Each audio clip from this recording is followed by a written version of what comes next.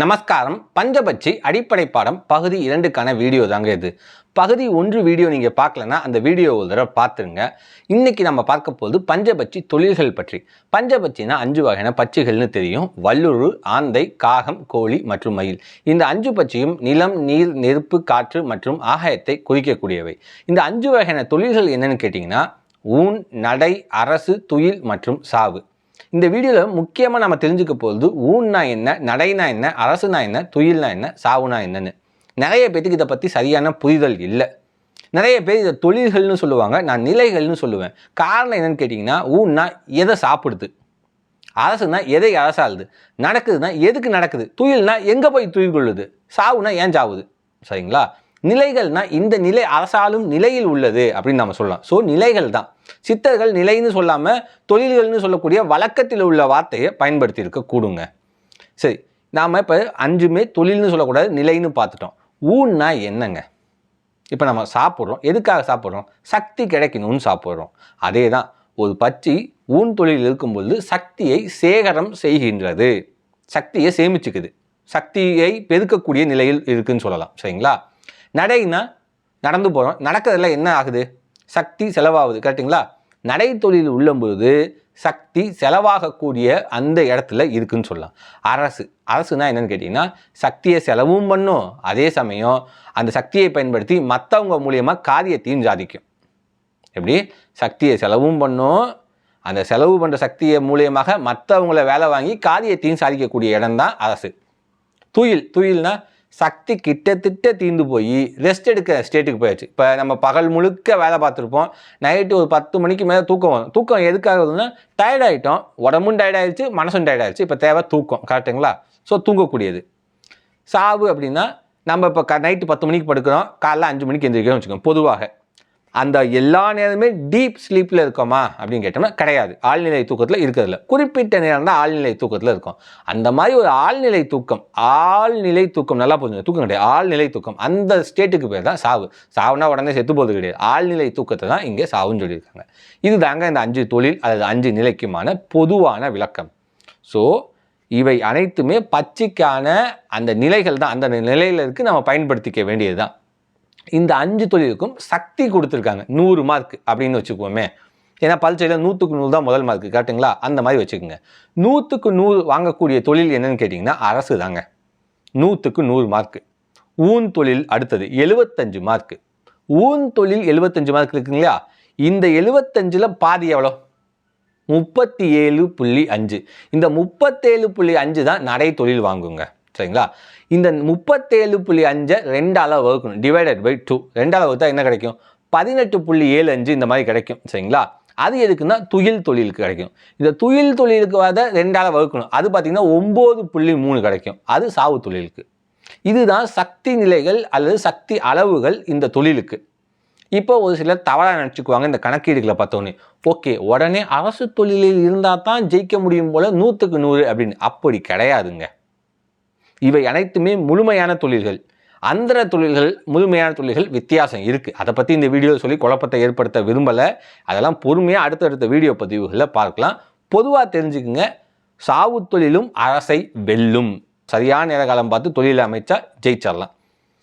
எல்லா தொழிலையுமே அரசு தொழிலில் இருந்தால் ஜெயிக்க முடியும்னு நினச்சிக்காதீங்க. சில தொழில்கள், சில காரியங்களுக்கு நீங்கள் சாவு தொழிலிலோ நடை தொழிலிலோ இருந்தால்தான் ஜெயிக்க முடியும்.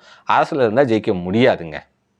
ஸோ இந்த விஷயம் தெரியாமே பலர் என்ன பண்ணுவாங்கன்னா எல்லா தொழிலுமே அரசு நேரத்தில் இருக்கணும், இருந்தால் ஜெயிச்சிடலாம் அப்படின்னு நினைக்கிறாங்க. அப்படிலாம் முடியவே முடியாது. சில தொழில்களுக்கு நீங்கள் சாவு தொழில் இருந்தால் மட்டுமே தான் ஜெயிக்க முடியும். சரி, இந்த 5 தொழிலை பார்த்துட்டோம். இந்த 5 தொழிலையும் அந்தரம்னு சொன்னோமே, அப்படின்னா என்ன அப்படின்னு கேட்டிங்கன்னா இந்த 5 தொழிலையும் பிரிப்பாங்க. உதாரணமாக ஊன் எடுத்துக்கிட்டோம்னா ஊனில் ஊன், நடைன்னு எடுத்துட்டா நடையில் நடை, அரசு எடுத்துக்கிட்டோம்னா அரசியல் அரசு, அப்படி பிரிப்பாங்க. எப்படி பிரிப்பாங்க அப்படின்னு கேட்டிங்கன்னா ஊனை 5ஆக பிரிப்பாங்க. அதில் ஊனில் ஊன், ஊனில் நடை, ஊனில் அரசு, ஊனில் துயில், ஊனில் சாவு, இந்த மாதிரி பிரிப்பாங்க. சரிங்களா? இப்போ ஒரு மாதத்தை எடுத்துக்கிட்டிங்கன்னா அந்த மாதத்தை முதல்ல நம்ம 2ஆக பிரிப்போம். எப்படி? வளர்பிறை மற்றும் தேய்பிறை. சரிங்களா? இப்போ நம்ம வளர்பிறையில் ஒரு நாள் வருது, அந்த நாளை 2ஆக பிரிப்போம். எப்படி பிரிப்போம்னா பகல் மற்றும் இரவு. பஞ்சபட்சிக்கு சொல்கிறேன். ஓகேங்களா? இப்படி பிரிப்போம். வளர்பிறையில் ஒரு நாளை வளர்பிறை பகல், வளர்பிறை இரவு. தேய்பிறையில் தேய்பிறை பகல் மற்றும் தேய்பிறை இரவு. இப்படி தான் பிரிப்போம். பஞ்சபட்சி தொழில்களோட வரிசை என்னன்னு பார்த்தீங்கன்னா ஊன், நடை, அரசு, துயில் மற்றும் சாவு. இந்த வரிசை வளர்பிறை பகலுக்கு மட்டும் தாங்க பொருந்தும். எப்படி? வளர்பிறை பகலுக்கு மட்டும் பொருந்தக்கூடிய வரிசை ஊன், நடை, அரசு, துயில் மற்றும் சாவு. இங்கே ஒரு ஃபார்முலாவை சித்தர்கள் சொல்லுவாங்க. என்ன ஃபார்முலானா ஒன்று விட்டு ஒன்று செல்லுதல் அப்படின்னு சொல்லுவாங்க. எப்படின்னா வளர்பிறை பகலுக்கு பார்த்துட்டோம்ல, வளர்பிறை இரவோட தொழில் வரிசை என்னன்னா ஊன், அதுக்கப்புறம் நடை வராது. நடையிலேருந்து ஊன்லேருந்து ஒன்று விட்டு ஒன்று போகணும் அப்படின்னா நடை இல்லாமல் அரசு, அரசுலேருந்து ஒன்று விட்டு ஒன்று போகணும் அப்படின்னா சாவு. சரிங்களா? ஸோ இப்போ ஊன், அரசு, சாவு, அப்புறம் நடை மற்றும் துயில் இந்த வரிசையில் வரும் வளர்பிறை இரவுக்கு. எப்படி? வளர்பிறை பகல்லேருந்து ஒன்று விட்டு ஒன்று போகிறது எல்லாமே அப்படி வரிசையாக வச்சு அடுக்கணும்னா வளர்பிறை இரவுக்கு கிடச்சிடும். ஸோ ஆரம்ப தொழில்கள் எல்லாமே ஊனில் தான் இருக்கணும். சரிங்களா? இப்போ வளர்பிறை பகல் வச்சுட்டோம், வளர்பிறை இரவு எப்படி வருதுன்னு பார்த்துட்டோம். இன்னொரு முறை சொல்கிறேன், ஊன், நடை, அரசு, துயில், சாவு. ஊன்லேருந்து ஒன்று விட்டு ஒன்று போனால் அரசு. ஸோ ஊன் எழுதிட்டோம், திரும்பி அரசு. அரசுலேருந்து ஒன்று விட்டு ஒன்று போனால் சாவு, சாவு எழுதிட்டோம். சாவிலேருந்து ஒன்று விட்டு ஒன்று போனால் நடை, நடை எழுதிட்டோம். நடையிலேருந்து ஒன்று விட்டு ஒன்று போனால் துயில், துயில் எழுதிட்டோமா? இந்த வரிசை கிரமம் தான் வளர்பிறை இரவுக்கு வரும். இப்போ வளர்பிறை இரவு அந்த வரிசை இருக்குல்ல, இதுலேருந்து ஒன்று விட்டு ஒன்று போகணும். அவ்வளோதாங்க. ஒன்று விட்டு ஒன்று போனீங்கன்னா உங்களுக்கு என்ன கிடைக்கும் யோசிச்சு பாருங்க. ஊன், துயில், ஊன், சாவு, துயில், அரசு, நடை. இப்படி ஊன், நடை, அரசு, சாவு, துயில். இப்படி ஊன், நடை, அரசு, சாவு, துயில். இந்த 5 மட்டும் ஞாபகம் வச்சுங்க. இதுலேருந்து ஒன்று விட்டு ஒன்று போனீங்கன்னா உங்களுக்கு வளர்பிறை இரவு கிடைக்கும். ஊன், அரசு, சாவு, நடை, துயில். வளர்பிறை இரவு வந்துருச்சுங்களா? வளர்பிறை இரவுலேருந்து ஒன்று விட்டு ஒன்று போனீங்கன்னா ஊன், சாவு, துயில், அரசு, நடைன்னு கிடைக்கும். எப்படி? ஊன், சாவு, துயில், அரசு, நடை. இதுலேருந்து ஒன்று விட்டு ஒன்று போகணும். இப்போ எப்படி வளர்பிறை பகலுக்கு வந்துருச்சுங்களா? இப்போ வளர்பிறை இரவு நமக்கு வேணும். ஒன்று விட்டு ஒன்று போனோம்னா ஊன், துயில், நடை, சாவரசு. எப்படி? ஊன், துயில், நடை, சாவரசுன்னு வந்துடும். இதுலேருந்து ஒன்று விட்டு ஒன்று போய் பாருங்களேன். ஊன், துயில், நடை இருக்கா? ஒன்று விட்டு ஒன்று போனால் ஊன் மற்றும் நடை, அப்புறம் அரசு வந்துருச்சு, அப்புறம் துயில் வந்துருச்சு, அப்புறம் சாவு வந்துருச்சு. வளர்பிறை பகலுக்கு வந்துருச்சு. இது ஒரு வட்டம் மாதிரி. இது தாங்க தொழில் வரிசை அமைந்தது. இதை தான் ஒன்று விட்டு ஒன்று போதல்னு சொல்லுவாங்க. இந்த முறையில் தொழில்களை அமைச்சுக்கணும். ஸோ இதில் நிறைய பேர் தப்பு பண்ணுவாங்க. என்ன, வளர்பிறை பகலில் வரதையே எல்லாத்துக்கும் வச்சுக்குவாங்க. ஓகே, ஊன் சாப்பிட்ட பற்றி நடை நடக்கும், அரசாளும், அரசாண்ட பற்றி துயில் கொள்ளும், துயில் கொண்ட பற்றி சாவு நிலைக்கு போகும். இது வளர்பிறை பகலுக்கு மட்டும்தான் பொருந்தும். வளர்பிறை இரவுக்கு ஊனில் இருக்க பற்றி ஸ்ட்ரைட்டாக அரசு. எப்படி? ஊன் சாப்பிட்டுன்னா ஸ்ட்ரைட்டாக அரசு. ஸோ அரசாண்ட பற்றி அப்படியே சாவு நிலைக்கு போகும், அப்புறம் திரும்பி நடைநிலை, அப்புறம் துயில் நிலைக்கு வரும்.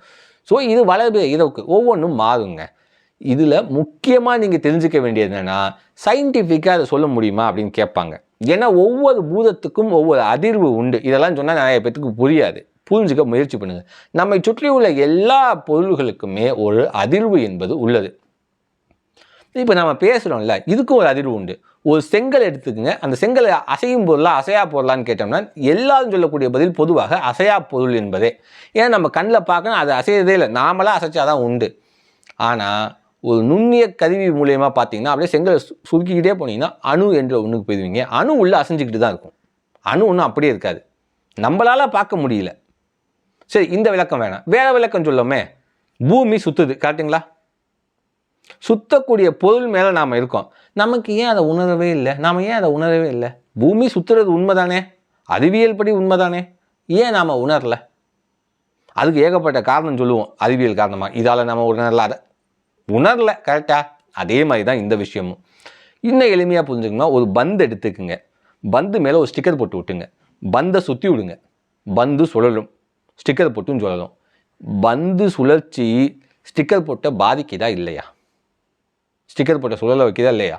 அதே போலத்தான் நம்மை சுற்றி உள்ள பஞ்சபூதங்களான நிலம், நீர், நெருப்பு, காற்று, ஆகாயம், இவற்றில் ஏற்படக்கூடிய அதிர்வுகள் நம்மிடமும் பாதிப்பை ஏற்படுத்தும். ஏன்னா நம்ம உடம்பும் பஞ்சபூத கூறுகளால் ஆனதே. நிலம், நீர், நெருப்பு, காற்று, ஆகாயம்ங்கிற பஞ்சபூத கூறுகளால் ஆனது தான் நம்முடைய உடம்பும்.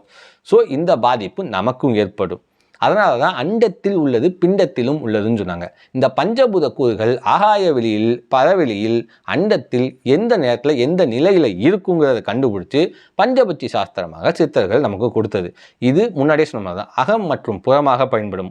அகத்தில் பயன்படுத்தினால் மட்டுமே புறத்தில் பயன்படுத்த முடியும். புறத்திலேயே நான் பயன்படுத்தினேன் அப்படின்னா அது நல்ல நேரம் பார்க்குற கதை மாதிரி ஆகி போயிடும். கடைசியாக பார்த்தீங்கன்னா எனக்கு வேலை செய்யலை, அது செய்யலை, இது செய்யலைங்கிறது தான் கம்ப்ளைண்ட்டாக வரும். முதல்ல அகத்தில் பயன்படுத்தி அதன் மூலியமாக புறத்தில் பயன்படுத்த வேண்டும். அப்போ தான் இது சரியாக வரும்.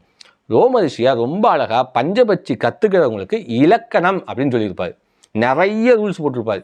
இதெல்லாம் உங்ககிட்ட இருக்கணும்ப்பா, இருந்தால் தான் கற்றுக்க முடியும் அப்படிம்பாங்க. சரி, அடுத்து பஞ்சபட்சியில் வரக்கூடிய 5 தொழில்கள்னு இப்போ சொல்லக்கூடியது நிலைகள்னு நாம் சொல்லிட்டோம். அப்போ தொழில்கள்னு இருக்கா இல்லையா? ஒரு கேள்வி வர்றது நியாயம் தானே. தொழில்கள்னு உண்மையாலுமே இருக்கா இல்லையா? 5 தொழில்கள் இருக்குங்க. அவை என்னன்னு கேட்டிங்கன்னா, படைத்தல், காத்தல், அழித்தல், அருளல் மற்றும் மறைத்தல். இந்த 5 தான் தொழில். இப்போ எப்படி ஊன், நடை, அரசு, துயில், சாவுன்னு 5 நிலை பார்த்தோம். இந்த நிலைகளில் இந்த தொழில்கள் நடைபெறும். சரிங்களா? இதுக்கு தான் பஞ்சாட்சரம் நமச்சிவாயன்னு சொன்னோம். நமசிவாய இதெல்லாம் வச்சு கணக்கு போட்டு படைத்தல் தொழிலில் அரசு நேரத்தில் எந்த இடத்துல எப்படி செஞ்சால் வெற்றி பெறும். காத்தல்ல 2 இருக்குது, இன்பக் காத்தல் மற்றும் துன்பக் காத்தல். எதை எப்போ செஞ்சால் சரியாகும், கரெக்டாக அதெல்லாம் கால்குலேட் பண்ணும். உதாரணத்துக்கு படைத்தொழில் தொழில் நடக்கும் பொழுது நாம் காத்தல் தொழிலை செஞ்சோம்னா தோற்று தான் போவோம். ஊன், நடை, அரசு, துயில், சாவுங்க. ஊன் அப்போ படைத்தல் தொழில் செஞ்சால் நல்லா இருக்கும். சரிங்களா? அந்த சமயத்தில் நடை தொழிலில் வரக்கூடிய காத்தல் தொழிலை எடுத்து வச்சு அம்முக்கு இதை கரெக்டாக எல்லாம் கால்குலேட்லாம் பண்ணோம்னா ஓரளவு சக்ஸஸ்க்கு போவோம். ஆனால் இழுவையில் நின்று ஃபெயிலியர் ஆகிறதுக்கு வாய்ப்புகள் உண்டு. ஸோ தொழில்கள் நிலைகளை கரெக்டாக புரிஞ்சு அதற்கேற்ற நேரத்தை எடுத்து செயல்படுத்தினால் மட்டும்தான் பஞ்சபட்சி வெற்றி பெறுமே தவிர வெறும் ஒரு அட்டவணை எடுத்து அரசுப்பா செஞ்சிடலாம். ஏன்னா இந்த காலகட்டத்தில் நெட்டில் செக் பண்ணிங்கன்னா போதும், உங்களுக்கு பஞ்சபட்சி அட்டவணை வளர்பிறை பகல் மற்றும் வளர்பிறை இரவு, தேய்பிறை பகல் மற்றும் தேய்பிறை இரவுக்கு கிடச்சிடும். ஒரே ஒரு A4 ஷீட்டில் பிரிண்ட் பண்ணிட்டு போயிடலாம். பிரச்சனையே கிடையாது. சூரிக்கு ஒரு A4 ஷீட்டில் பிரிண்ட் பண்ணிடலாம், சிங்கிள் சைட்லேயே பிரிண்ட் பண்ணிடலாம். இது ஒன்று போதுமா என்ன ஜெயிக்கிறதுக்கு, பஞ்சபட்சி கற்றுக்கிறது? நல்லா யோசிச்சு பாருங்க, உங்களுக்கே தெரியும் இது பத்தாதுன்னு. இருந்தாலும் ஒரு நப்பாசை தான், ஜெயிச்சதாதான்னு. நான் முன்னாடியே சொன்ன மாதிரி தான், இது ஒரு யோக சாஸ்திரம். பாகம் 1ல் விளக்கம் சொல்லியிருப்பேன் ஏன் யோக சாஸ்திரம்ன்ட்டு. இன்னும் நிறைய வகுப்புகள் இருக்குது பஞ்சபட்சி சாஸ்திரம் சார்ந்து. பொறுமையாக அந்த பதிவுகளெல்லாம் கேட்டுக்கிட்டே வாங்க. சந்தேகம் இருந்தால் கமெண்ட்ஸில் சொல்லுங்கள். உங்கள் சந்தேகத்துக்கு கமெண்ட்ஸில் பதில் சொல்கிறேன், அல்லது அடுத்தடுத்த பஞ்சபட்சி பாடங்களில் அந்த சந்தேகங்களுக்கு பதில் சொல்கிறேன். பராசக்தியின் அருள் அனைவருக்கும் கிடைக்கட்டும். நன்றி, வணக்கம்.